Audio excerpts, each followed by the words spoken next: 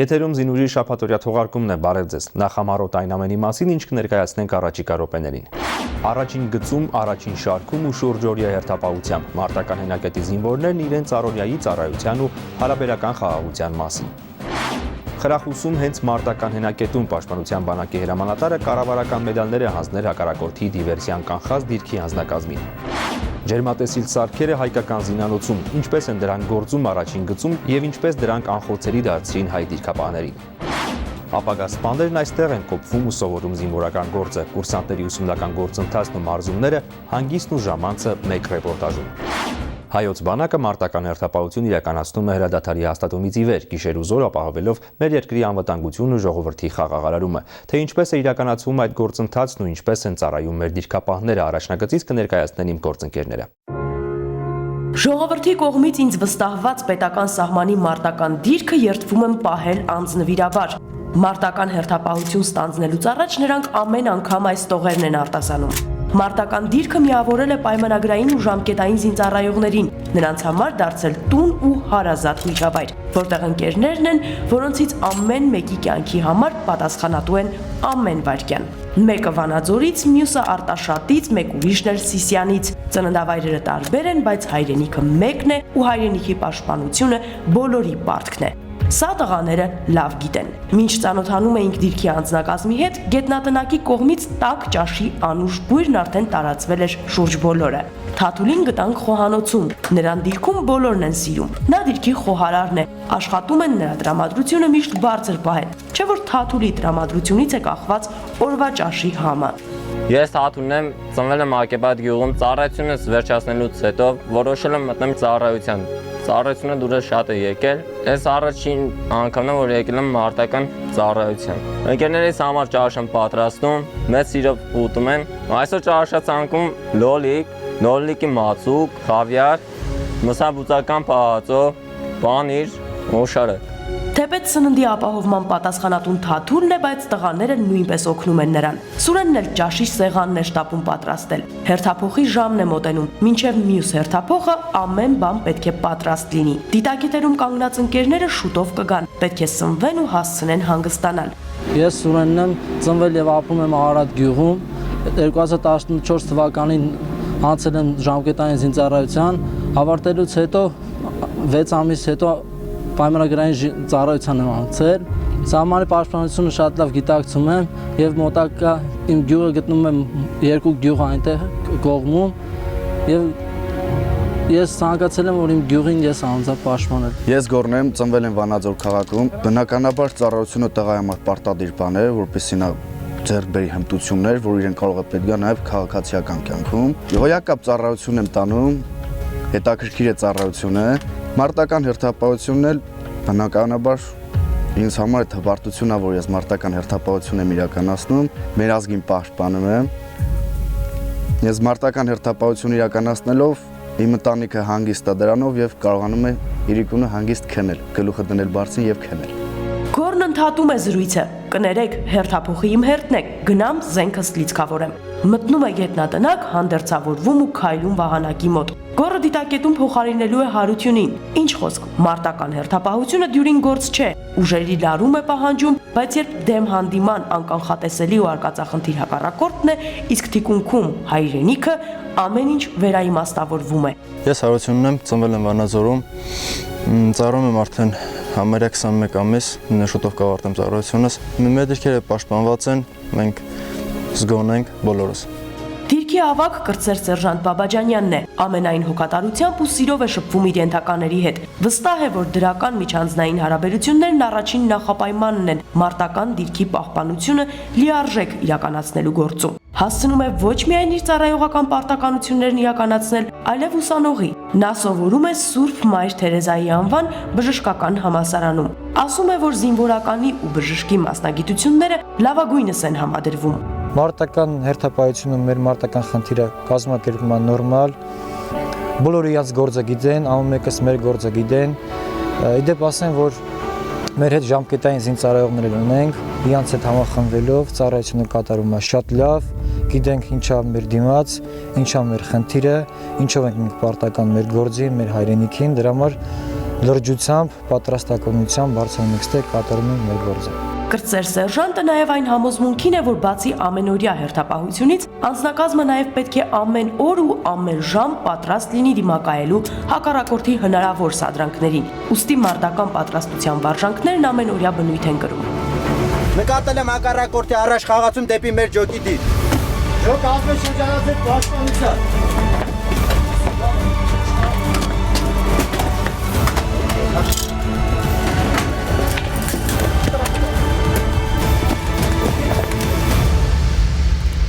Պետական սահմանի պաշտպանությունը վստահելի ձեռքերում է։ Այս համոզմունքով ու տղաներին բարի ծառայություն մաղթելով լքում ենք մարտական դիրքն ու ուղևորվում մայրաքաղաք։ Մտովի ժամացույցի սլաքի հետ հենակետում կանգնած Հարությունին, Սուրենին, Թաթուլին են պատկերացնում։ Իսկ այս պահին պետական սահմանի մարտական դիրքում հերթապահելու հերթը գուցե արդեն Գորինն է։ Նաիրա Համբարձումյան, Զավեն Մաթևոսյան, Զինուշ։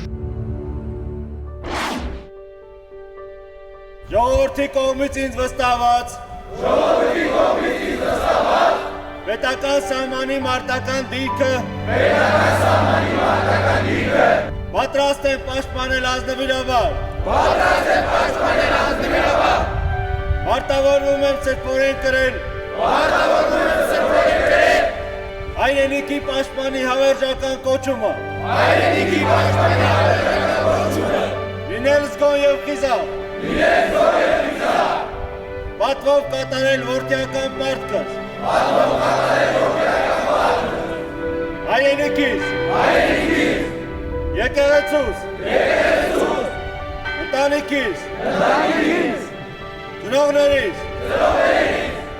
Զինակից ընկերներիս Ժամահատարներից սերը Հարգանքն ու պատիվ վաստակելու համար Աստծո օրհնությամբ Հզոր հավատքով Միշտ պատրաստ եմ մարտին Անոնիմ Մեր Եվ համայն Հայաստանի ապագայի Երդվում եմ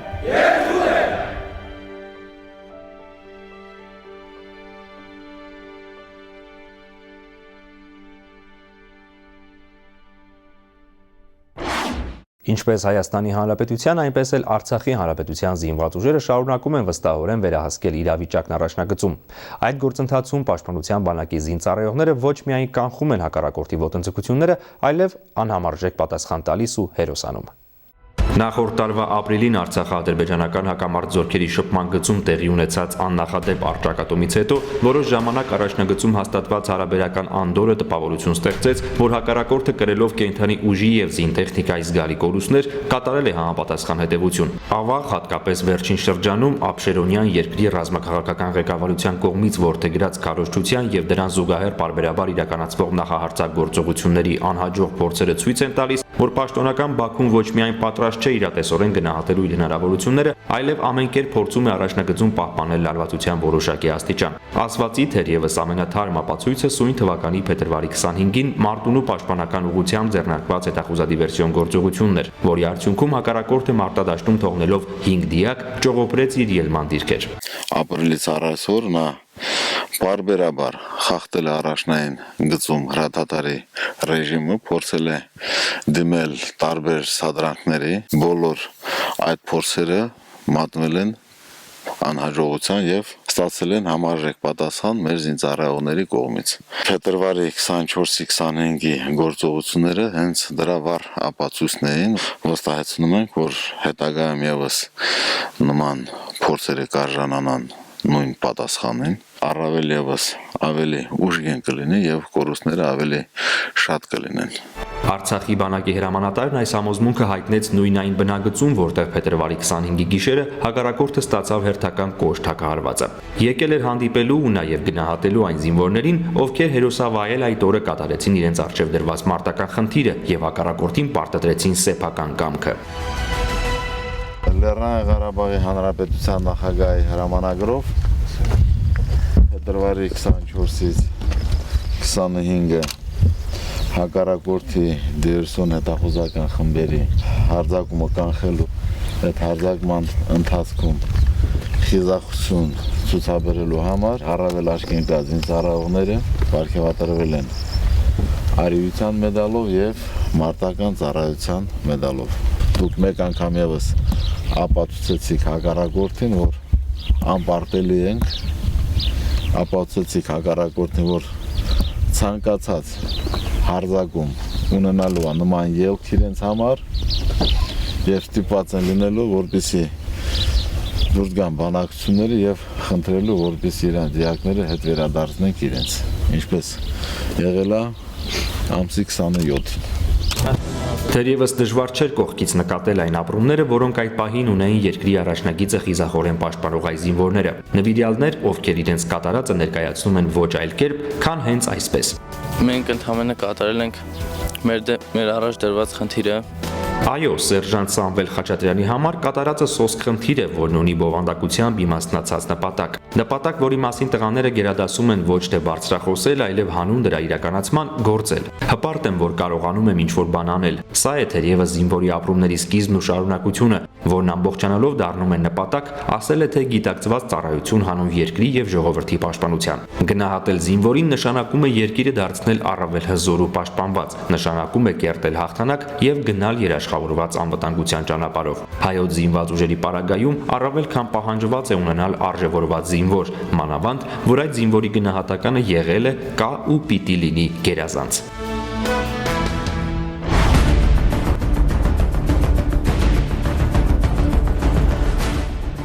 Մարտի 13-ից մինչև մարտի 18-ը ընկած ժամանակահատվածում Արցախ-ադրբեջանական հակամարտությունների շփման գծում հակառակորդը տարբեր տրամաչափ իրազեկային զինատեսակներից հրադադարի պահպանման ռեժիմը խախտել է շուրջ 220 անգամ, հայ դիրքապարների ուղղությամբ արձակելով ավելի քան 4300 գրակոց։ Հավելենք նաև, որ մարտի 12-ի լույս 13-ի գիշերը շփման գծի հարավային ուղղությամբ ադրբեջանական զինուժը կիրառել է հաստոցավոր հակատանկային նռնականետ։ Հարավային ուղղությամբ էլ մարտի 14-ին հակառակորդը կիրառել է 82 մմ անոթականանետ։ Պաշտպանության բանակի առաջապահ զորամասերը տիրապետում են օպերատիվ մարտավարական իրադրությանը եւ շարունակում են վստահորեն իրականացնել մարտական հերթապահությունը, պատրաստ անհրաժեշտության դեպքում արժանի հակահարված տալ հակառակորդին։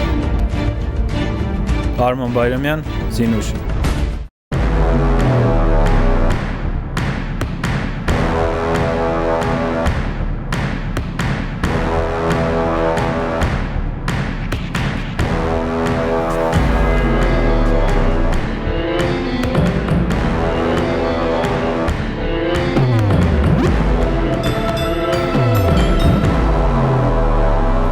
Փետրվարի 25 ժամը 2:15 Արցախ-ադրբեջանական սահմանագոտի։ Հակառակորդի հատուկ նշանակության ջոկատը սակրավորների ուղեկցությամբ բացելով ականադաշտը մոտենում է հայկական հենակետին։ Դիվերսիոն խմբին դիրքից բաժանում են ընդամենը հաշված մետրեր։ Արցախի հանրապետության զինված ուժերի զինծառայողները անսպասելիորեն կրակ են բացում հակառակորդի ուղղությամբ։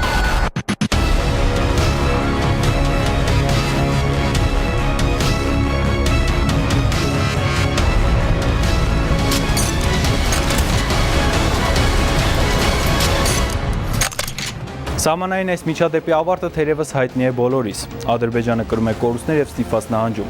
Սակայն իրավիճակը կարող էր այլ ավարտ ունենալ, եթե հենակետը համալրված չլիներ նոր սարքավորումներով։ Բանն այն է, որ հենակետի ավագ լեյտենանտ Արմեն Գրիգորյանը ջերմատեսիլ սարքի միջոցով նկատել է դիվերսիոն խմբի առաջխաղացումը եւ անձնակազմին տակ դափ հայտարարելով խափանել հակառակորդի ծրագիրը։ Որ ավելի լավ պատրաստված ենք, ունենք գիշերային տեսանելիության սարքեր, բարձրացանք պարոն լեյտենանտի հետ խրամատ, նկատեցինք հակառակորդի շարժը, Աշոտը ասեց տենում ես, ասեցի հա տենում եմ, ասեց կրակեմ, ասեցի սպասի, մի հոգի արդեն տեսանելիության սարքով տեսա, ասեցի կրակի։ Ամեն ինչ արել ենք հակառակորդին չենք թողել ներխուժեն, հետի գալիս է նրանից, որ մենք պատրաստված ենք, ուշադիր ենք, զգոն ենք, ունենք տեսանելիության սարքեր ու հակառակորդին եք ասեմ, որ ընդհանրապես շանս չկա, որ կարելի մեզի կոտրի, որ չեմ ասում մեր հողերը մեզնից վեկալի, որովհետև բոլորս մի մարդու պես կայնել ենք, ինչ էլ ուզում ա լինի։ Նախորդ դարի 60-ական թվականներին ստեղծված այս սարքավորումը էական դեր խաղաց ռազմադաշտում, անշրջելիորեն փոխելով մարտի վարման որոշ կանոններ։ Այն է գիշերային մթությունը այլևս արգելք չէր զորքերի հարձակման թե պաշտպանության համար։ Ակնհայտ դարձավ, որ այն բանակը, որը սպառազինված է այդպիսի սարքավորումներով, գիշերային գործողությունների ժամանակ հաղթաթուղթ ունի։ Տեսնել այն ամեն ինչը թաքցնում է գիշերային խավարը։ Կարելի է ասել, որ այս արտահայտությունը ամբողջապես արտահայտում է այն գործառույթ է, որն իրենց վրա են վերցել ջերմատեսիլ համակարգերը։ Աշխատանքի մեխանիզմը պարզ է։ Ինֆրոկարմիր ճառագայթերը անցնելով ջերմատեսիլի հատուկ նյութերից պատրաստված օպտիկայի միջով կենտրոնացվում են դրա մատրիցայի վրա, կառուցելով դիտարկվող տարածքի պատկերը։ Ըստ ջերմաստիճանների տարբերության առանձնացնելով դրանում գտնվող օբյեկտները։ Դասակարգումն էլ կատարվում է հիմնվելով ջերմազգայունության աստիճանների վրա։ Այսպես բարձր ջերմազգայունության աստիճանով օժտված ջերմատեսիլ սարքավորումների միջոցով կարելի է հսկայական դաշտի մեջ նկատել նույնիսկ փոքրիկ կենդանուներ։ Ժամանակի ընթացքում կրելով բազում փոփոխություններ եւ պարբերաբար արդիականացվելով, այս սարքավորումները հմուտ ձեռքերում կիրառվելու դեպքում լիարժեքորեն երաշխավորում են, ոչ մի օբյեկտ աննկատ չի մնա։ Շուրջ 3-4 տարի է, ինչ զինված ուժերում կիրառման են ընդունված գիշերային տեսանելիության, ինչպես նաև ջերմատեսիլ դիտարկման սարքեր։ Նման համակարգերը բազմիցս ապացուցել են իրենց կիրառման նշանակությունը եւ գիշերային թե ցերեկային պայմաններում բարձրացրել են մարտական հերթապահություն իրականացնող անձնակազմի անվտանգությունը։ Սահմանային լարված իրավիճակը, հարևան պետության ռազմական նկրտումները եւ պարբերաբար կատարվող դիվերսիոն ներթափանցման փորձերը մեզ այլ ընտրություն չեն թողնում, քան թե գիշերային, թե ցերեկային պայմաններում մշտապես պատրաստ լինել հակառակորդի մարտական յուրաքանչյուր գործողությանը։ Ըստ այդմ նաև հրամայական պահանջ է սպառազինության տարբեր տեսակների սեփական արտադրությունը։ Այդ ուղղությամբ աշխատանքներ են տարվում ամեն օր եւ ջերմատեսիլների հայկական արտադրությունը բացառություն չէ։ Մենք պետք է հասկանանք ինչ հնարավորություններ ունեն մեր հակառակորդները եւ կարողանանք պլանավորել ըստ այդմ նաեւ ռազմարտունավարության ոլորտում մեր անելիքները եւ մյուս կողմից մենք պետք է անդադ մտածենք թե ինչ նոր միջոցներով մենք կարող ենք հակառակորդին դնել շատ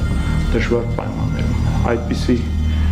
կոնկրետ շատ ծրագրեր ունենք եւ դրանց վրա աշխատում ենք։ Նախկինում կիրառման ընդգրկված սարքավորումները արդիականացվում են,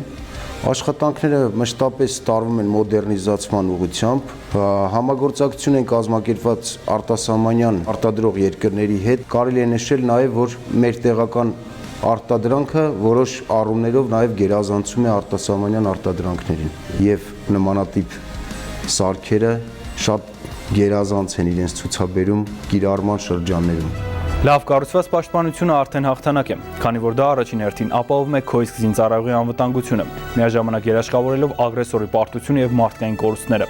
Երկար տարիներ ինչ ադրբեջանական զինուժը կիրառում էր գիշերային հարձակումների մարտավարությունը, քողարկվելով մթության մեջ եւ փորձելով ներթափանցել հայկական դիրքեր։ Սակայն արի ու տես, որ այն ինչ կատարվեց փետրվարի 25-ին ադրբեջանական հատուկ ջոկատայինների առաջին ձախողումը չէր եւ վստահ եմ վերջինը նույնպես։ Մնացեք խաղաղությամբ։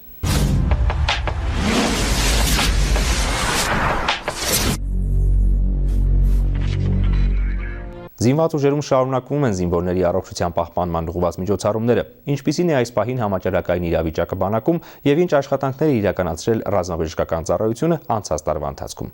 Ռազմաբժշկական ծառայությունն ամփոփում է 2016 թվականի ուսումնական տարվա արդյունքները։ Հիմնական ձեռքբերումներն ու բաց թողումները ներկայացնում է զինված ուժերի ռազմաբժշկական վարչության պետը։ 16 թվականի համար այն խնդիրները, որ դրված է եղել, հիմնականում կատարվել է բավականին բարձր մակարդակով։ Կամավոր Խաչատրյանի խոսքով վերջին 1 տարվա ընթացքում ռազմաբժշկական ծառայությունն ամբողջությամբ կատարել է իր առջև դրված խնդիրները։ Բուժծառայության գնդապետը առանձնահատուկ շեշտում է ապրիլյան քառօրյա մարտական գործողությունների ընթացքում ռազմական բժիշկների կատարած ճիշտ եւ ներդաշնակ գործողությունները։ Պահպանվել է ոսկյա 1 ժամի սկզբունքը, այսինքն վիրավորը 1 ժամում հասել է որակավորված բուժօգնության փուլ։ Արդյունքում կանխվել են մահացության բազմաթիվ հնարավոր դեպքեր, նվազագույնի է հասցվել վիրավորների շրջանում հաշմանդամության ցուցանիշը։ Եկել ենք այն եզրակացության, որ մեր զինվորը ուսուցման առումով եղել է պատրաստ եւ դրա արդյունքում նման կրակինտենսիվության պայմաններում ունեցել ենք բավականին քիչ թվով վիրավորներ, որը որ հնարավոր էր լինել։ Ուսումնասիրելով նախորդ պատերազմները հնարավորին չափ քիչ են եղել եւ արդյունքում նաեւ հաշմանդամություն տանող վիրավորների թիվն է բավականին քիչ եղել։ Ռազմաբժշկական վարչության պետը նաեւ հավաստիացնում է, ժամանակին իրականացված բուժկանխարգելիչ միջոցառումների շնորհիվ զինված ուժերում այս պահին եւս հիվանդացությունների մտահոգիչ ցուցանիշներ չկան։ Ռազմական բժիշկներն անում են հնարավորը զինվորների առողջության պահպանման համար։ Համաճարակաբանական առումով կարող եմ ասել բավականին կայուն վիճակ է։ ունենք եզակի դեպքեր, եզակի հիվանդությունների խորացման առումով, բայց ընդհանուր առմամբ պատկերը լավ է բոլոր զորամասերում։ Հավաք խորհրդակցության ընթացքում զինված ուժերի բուժծառայության ոլորտի պատասխանատուները զեկույցներ ներկայացրին զորամասերում ինֆեկցիոն հիվանդությունների վիճակագրական տվյալների, հիվանդացության ու հոսպիտալացման վերջին 1 տարվա հիմնական ցուցանիշների, բուժական եւ նյութատեխնիկական մատակարարման վիճակի վերաբերյալ հանդես եկան առաջարկություններով։ Ներկայացվեց նաև ռազմաբժշկական ծառայության ընթացիկ տարվա կարգախոսը։ Առողջությունը նախապայման, կյանքը բացարձակ արժեք, հիվանդությունների կանխարգելումը գերակա խնդիր։ Հովհաննես Պարաշյան, Վոլոդիա Տեր-Աստվածատրյան, Զինուշ։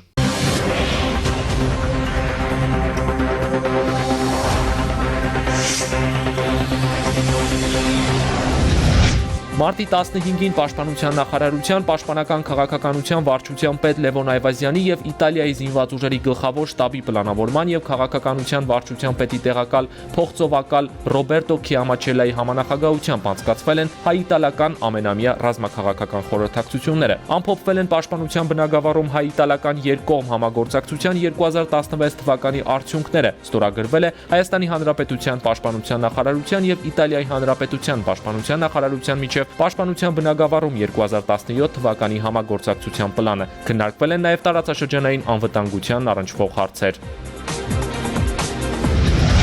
Մարդու իրավունքների եվրոպական չափանիշների կիրառումը Հայաստանի Հանրապետության զինված ուժերում Եվրախորհրդի ծրագրի շրջանակում մարտի 14-ին տեղի է ունեցել Պաշտպանության նախարարության մարդու իրավունքների եւ բարեվարկության կենտրոնի պետ փոխգնդապետ Ալի Կավետիսյանի հանդիպումը կարիքների գնահատման փորձագիտական խմբի հետ։ Հանդիպման ընթացքում քննարկվել են մարդու իրավունքների պաշտպանության ազգային ռազմավարությունից բխող 2017-ից 2019 թվականների գործողությունների ծրագրին եւ դրանում ներառված զինված ուժերում մարդու իրավունքների ու դրանց պաշտպանության, ինչպես նաև Հայաստանի Հանրապետությունում կանանց եւ տղամարդկանց հավասար հնարավորությունների ապահովման քաղաքականության իրականացման 2017-ից 2021 թվականների ռազմավարության ու միջոցառումների ծրագրին առնչվող հարցեր։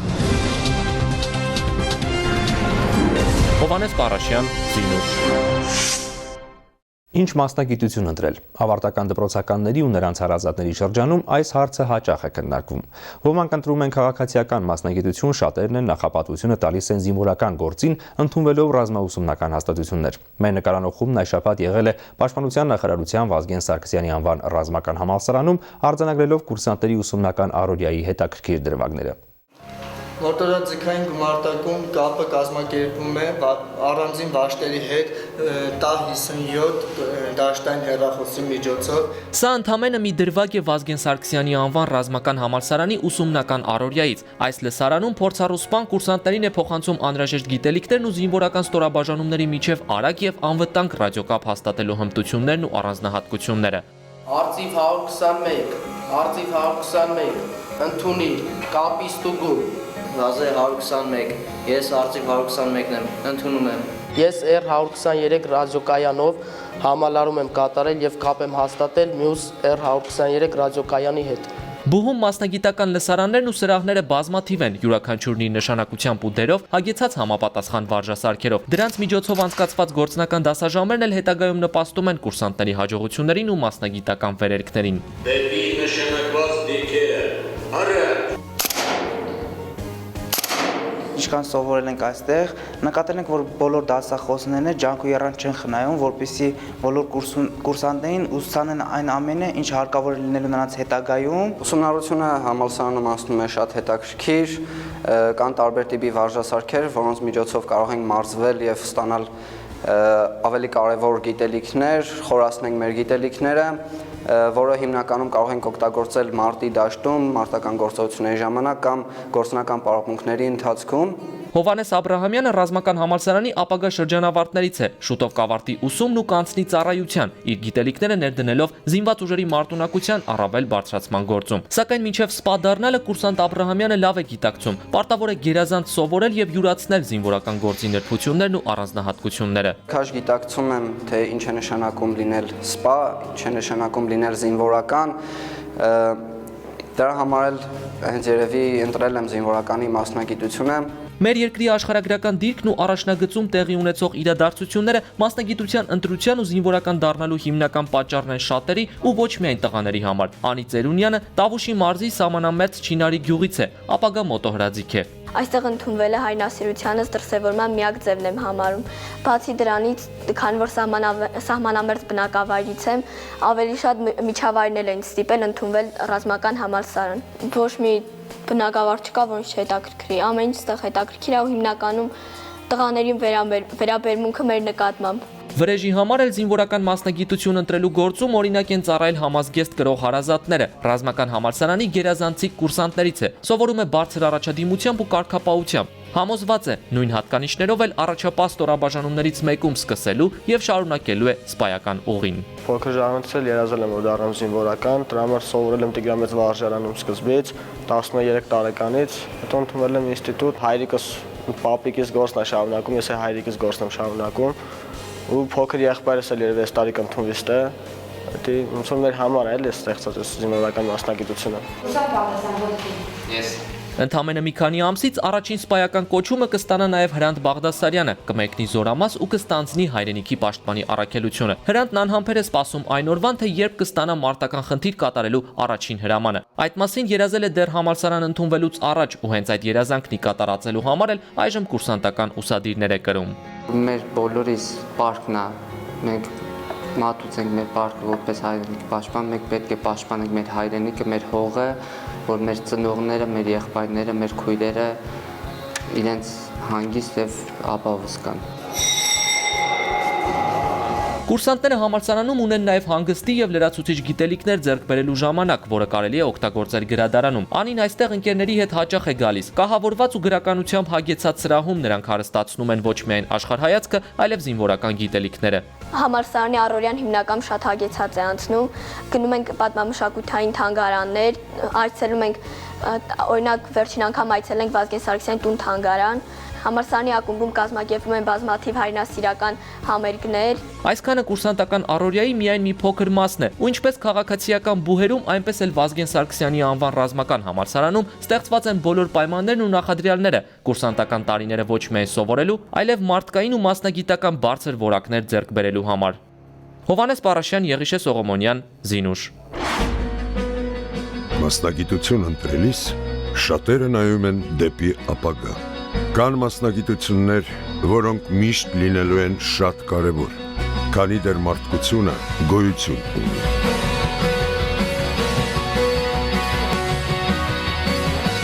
Իմ մասնագիտությունը հայրենիք պաշտպանելն է։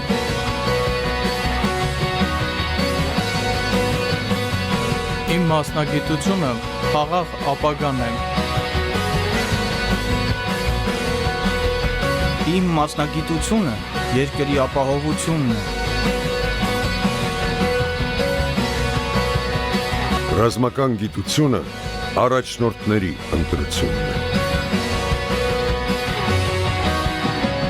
Ընդունվել ցանկացողները պետք է դիմեն տարածքային զինվորական կոմիսարիատ։ Եթերում Զինուշ հեռուստացրագրի շաբաթօրյա թողարկումներ։ Այսօրվա համար նախատեսել էինք այսքանը։ Մնացեք խաղաղությամբ եւ մինչեւ նոր հանդիպում։